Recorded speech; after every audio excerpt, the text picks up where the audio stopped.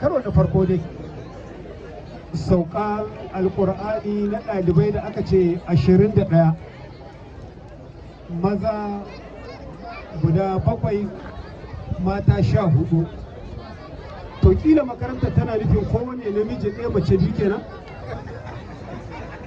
Haka ne mana, maza 7 mata 14, ɗaya da biyu. To Allah ta'ala tabbatar da alkhairi. Abubuwan da aka so a yi magana a kan su kamar abu 3 zuwa 4, to amma lokaci ba zai bayar ba. Illa kawai a ɗan faɗi ɗan abin da ya sawaka. An ce ƙarfafawa akan abin da ya shafi karatu da ƙarfafa su iyayen kula da karatun 'ya'yansu da kuma makarantu. To abubuwan nan guda 3 kowane abu ne mai zaman kanshi, amma dai mun sani shi karatun ilimi musamman na alƙur'ani abu ne mai zurfin gaske, abu ne mai matuƙar wahala, kuma abu ne da ya zama dole wajibi al'umma su mai da hankali a kan shi. Idan muka kalli wani hadisi wanda imamu Jafaru ɗayyara ya rawaita daga annabin rahama, annabi yana cewa alƙur'an huwa asalin hidaya. Shi alƙur'ani shine asalin shiriwa. Duk wata shiriwa in ba daga ƙur'ani ta samu ba, to shiriwa ce kawai ta sama kawai. Amma idan asalin shiriwa ake nema, to a ƙur'ani ake samu. Shi alƙur'anin nan littafi ne na Allah wanda ya saukar ga annabin rahama zuwa ga al'umma wadda Allah ta'ala yi ma alƙawalin rahama, kuma littafi ne mai girma wanda ya zo daga mai girma aka saukar wa mai girma, shi aka kawo ma al'umma mai girma. Shawul Islam Maulana Shehu Ibrahim yana cewa kitabun karimun min karimun munazzilu, kitabun azizun min azizun munazzilu. Qur'ani gagararren littafi ne wanda mai suna Jabbar ya saukar da shi, aka ba da shi ga annabi aljalil zuwa ga wannan al'umma wadda Allah ta'ala ya mata alƙawalin rahama. To kenan ya zama wajibi tunda daga Allah yake, to a riƙe shi da gaske, kuma ya zama dare da rana karanta shi ake yi.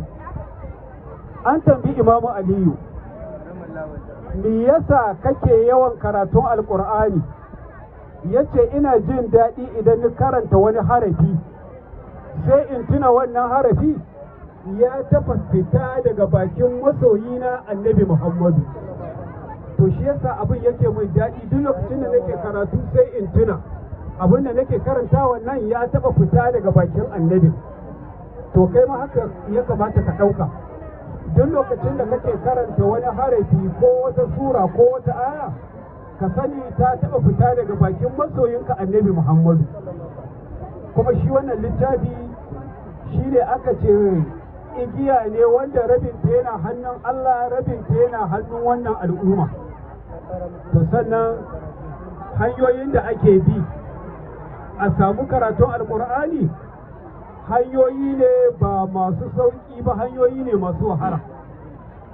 Wani sha'iri yana cewa qaumun azizun jarufun lakinnahu yasadu bihi an walidayhi wa maulidi wa aka tashamma mukuta hinan ka arbin batiran adatuhu lin na'ibati mujarradi judin ladiya judin wa daurin shamitan hirman wa daurin fil udin samosadi ba ta shamma mukuta hinan ka arbin batiran adatuhu lin na'ibati mujarradi. To daga hanyoyin karatu hanyoyi ne masu wahalan gaske, wanda wani malami yana cewa idan kana so ka samu karatu to sai ka ari kurciyar mutane guda biyu, sai ka ari kurciyar yara mata, sai ka ari kurciyar yara maza. In ka hada guda biyu sai ce ilfaini laisa ahuhu ma bi munakkadi.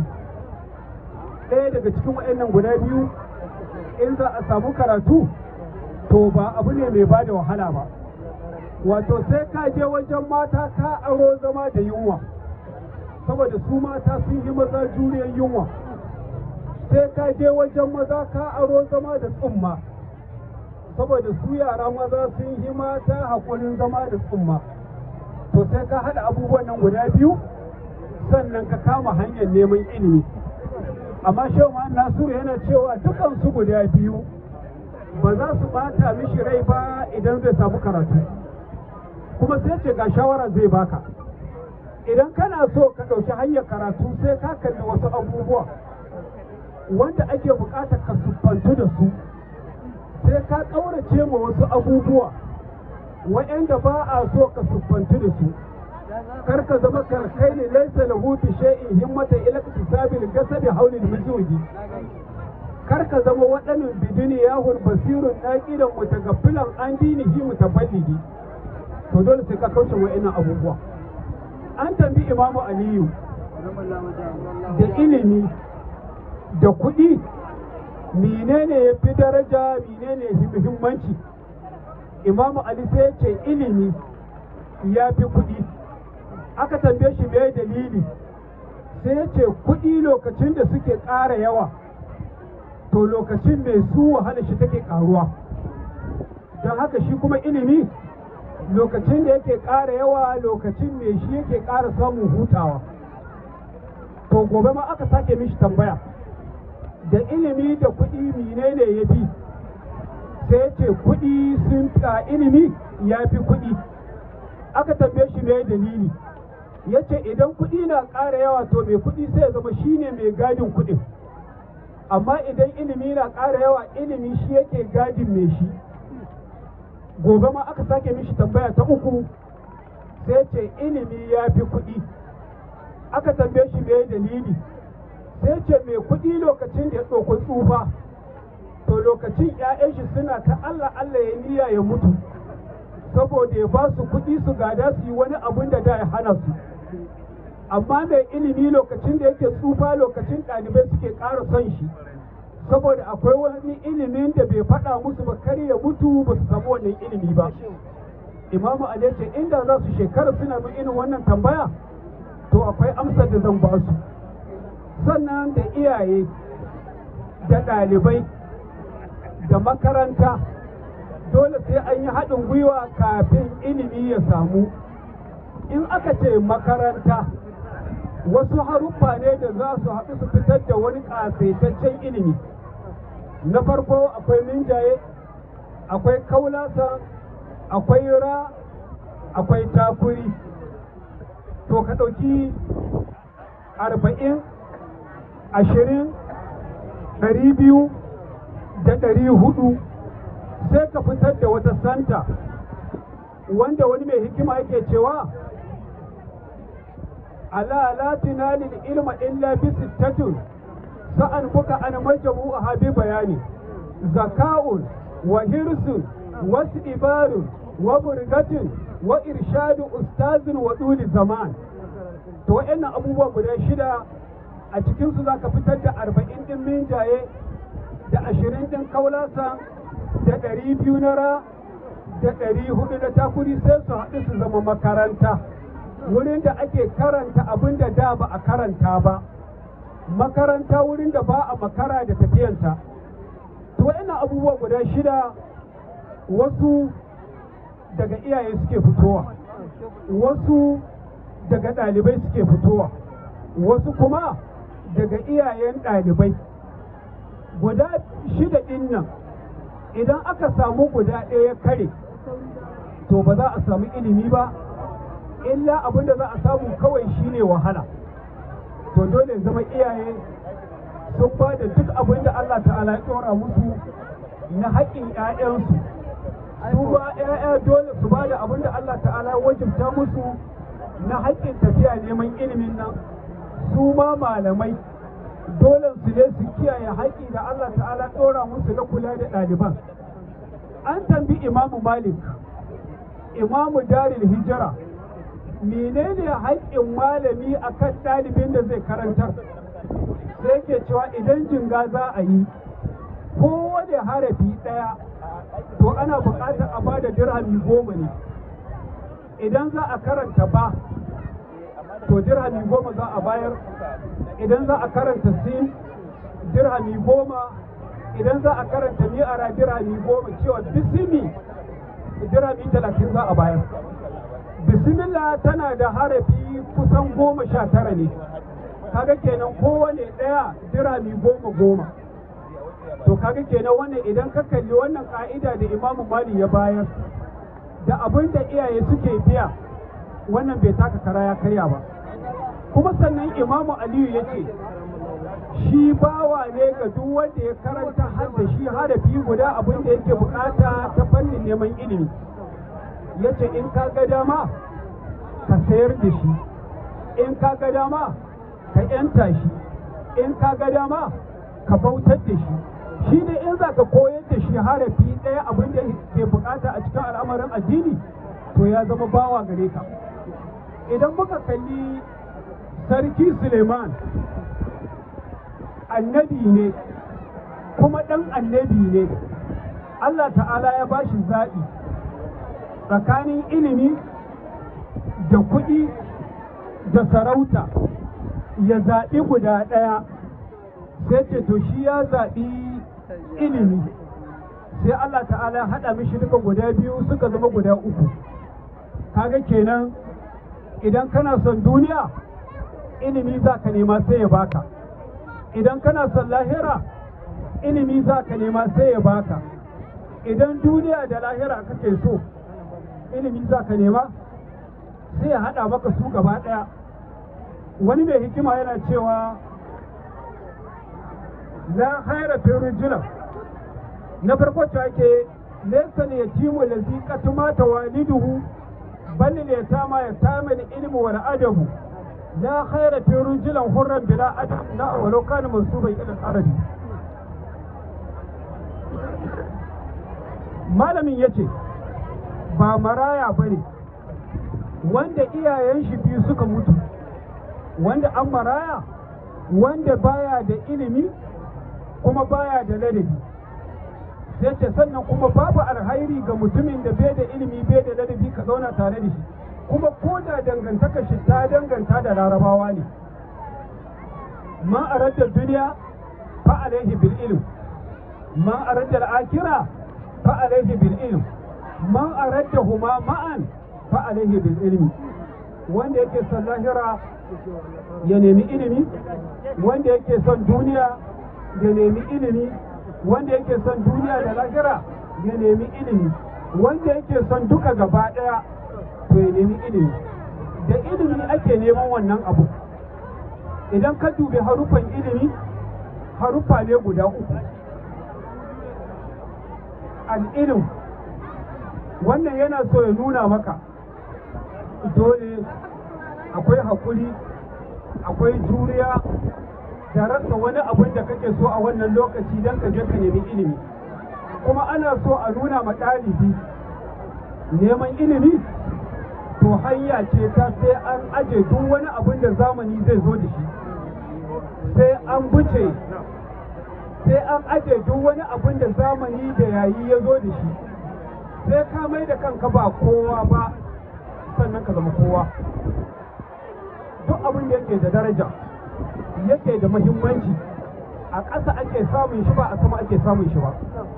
Idan ka rubuta ilimi wasalin an baki ƙasa yake ilim, kenan sai ka ƙasƙantar da kanka ka mai da kanka ba kowa ba sannan ka samu ilimi.